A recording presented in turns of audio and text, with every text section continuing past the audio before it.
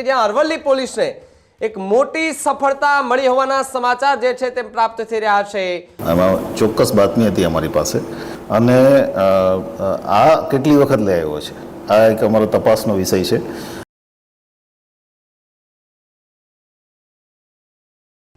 રાજ્યમાં અવારનવાર નશીલા પદાર્થોને ઘુસાડવા માટે અનેક પ્રયાસો અને કિમિયાઓ અજમાવવામાં આવતા હોય છે, પરંતુ પોલીસ અને એસઓજીની જે ટીમ છે તે બાતમીના આધારે ક્યાંક ને ક્યાંક એને પકડી લેતી હોય છે અથવા તો એસએમસીની ટીમ તરત જ રેડ પાડી દેતી હોય છે। ત્યારે આખી ઘટના અરવલ્લીથી સામે આવી રહી છે કે જ્યાં અરવલ્લી પોલીસને એક મોટી સફળતા મળી હોવાના સમાચાર જે છે તે પ્રાપ્ત થઈ રહ્યા છે। અરવલ્લી પોલીસને બાતમીના આધારે એક જગ્યાએ ચેકિંગ કરી ત્યાંથી એ ગાંજો ઝડપી પાડ્યો છે। એસઓજીને ટ્રકમાંથી ચેક કરતા ગાંજો મળી આવ્યો। શામળાજી તરફથી મોડાસા આવતા ટ્રકમાં અચાનક ચેક કર્યું, ચેક કરતા પોલીસને મોટા પ્રમાણમાં ગાંજો જે છે તે મળી આવ્યો છે। 9.800 કિલો ગાંજો પોલીસને ટ્રકમાંથી મળતા પોલીસ જે છે તેમણે એ ગાંજાને કબજે લીધો છે। અરવલ્લી પોલીસે બાતમીના આધારે તપાસ કરી હતી અને તપાસ બાદ 4,90,000ની કિંમતનો ગાંજો જે છે તે ઝડપી પાડ્યો છે। તો સાથે જ ગાંજા ભરેલા ટ્રક સાથે ડ્રાઈવરની પણ અટકાયત જે છે તે કરવામાં આવી છે અને જે જગ્યાએથી ગાંજો લઈ આવ્યા અને ગાંજો મગાવનાર મોડાસાના ઈસમની પણ હાલ અરવલ્લી પોલીસે ધરપકડ કરી અને કાર્યવાહી કરી છે। આમ કુલ 57 લાખ જેટલો મુદ્દામાલ જે છે તે પોલીસે હાલ કબજે કર્યો છે અને પોલીસને આ સૌથી મોટી સફળતા મળી હોય તેવું પણ આપણે કહી શકીએ છીએ, કારણ કે રાજસ્થાનની બોર્ડરથી ગુજરાતની બોર્ડરમાં ઘૂસતા અનેક વખત દારૂ ઘુસેડવામાં આવે, અનેક વખત જે કહી શકાય કે ગાંજાઓ ઘુસેડવામાં આવે છે, પરંતુ પોલીસને ચોક્કસ બાતમી મળી જાય અને બાતમીના આધારે પોલીસ જે છે તે ચેક કરતી હોય છે। એ તપાસ દરમિયાન પોલીસને ખૂબ મોટા પ્રમાણમાં ગાંજો અથવા તો અન્ય બીજી નશીલા પદાર્થો જે છે તે ઝડપી પાડતા હોય છે।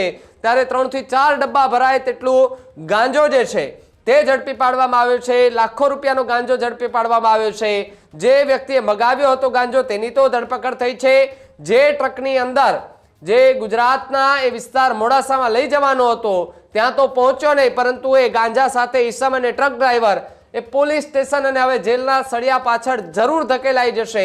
ત્યારે પોલીસને કઈ રીતે બાતમીના આધારે તપાસ કરી અને કેવી રીતે આ ગાંજા કાંડનો આખો પર્દાફાશ કર્યો, સાંભળો ત્યાંના એ કહી શકાય કે ભાઈ પોલીસ અધિકારીને કે જેમણે રાત્રિના સમયે અચાનક ચેક કરતા ટ્રકમાંથી કેટલો ગાંજો મળ્યો હતો। 19 તારીખે રાત્રે બાતમીના આધારે અમારી અરવલ્લી જિલ્લાની એસઓજી ટીમ જ્યારે મૂવમેન્ટમાં હતી ત્યારે એક વિગત એવી મળી હતી કે મોડાસા ટાઉનમાં રાજસ્થાનથી ગાંજો સપ્લાય કરવામાં આવે છે। આમાં ચોક્કસ બાતમી હતી અમારી પાસે। એ બાતમીના આધારે જે ટ્રક ડાઉટફુલ હતો એ ટ્રકને ચેક કરતા એક વ્યક્તિ નામે એનો જે ડ્રાઈવર હતો ઇરફાન અને ટ્રકનો માલિક છે મોહસિન। મોહસિન તો માલિક છે, એ ટ્રાન્સપોર્ટનો ધંધો કરે છે અને આ ઇરફાન જે છે એ એના ટ્રકમાંથી ઝડપી કરતાં 8 કિલો જેટલો 4,19,000નો ગાંજો મળેલો છે। પછી એ ગાંજો કોના માટે લાવતો હતો એ સંદર્ભે પૂછપરછ ત્યાં સ્થળ ઉપર કરતાં એણે એક વ્યક્તિનું નામ આપેલું જાકીર, રાણા સૈયદ ગામનો રહેવાસી છે અને આ જાકીરે એની પાસેથી ગાંજો મંગાવેલો।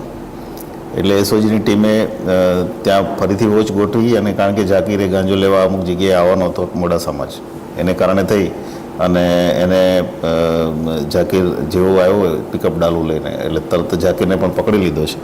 બંને આરોપી અમારી પાસે છે। જાકીર મુલતાની 45 વર્ષ ઉંમર છે અને રાણા સૈયદનો વતની છે અને ઇરફાન જે છે એ ડ્રાઈવર છે। આ સિવાય આમાં કોઈ આરોપી છે કે કેમ અને આ પહેલાં અગાઉ ક્યારેય આ ટ્રીપ કરેલી છે કે શું એ બાબતની ઇન્ટ્રોગેશનની કાર્યવાહી અત્યારે ચાલુ છે।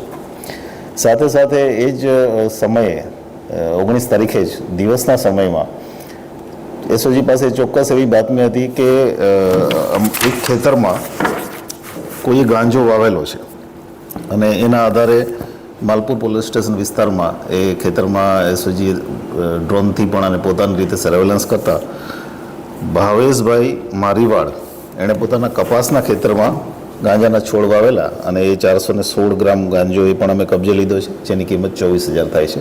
આ તમામ આરોપીઓ જે એનડીપીએસના આરોપીઓ છે એને ઇન્ટ્રોગેશન ચાલુ છે।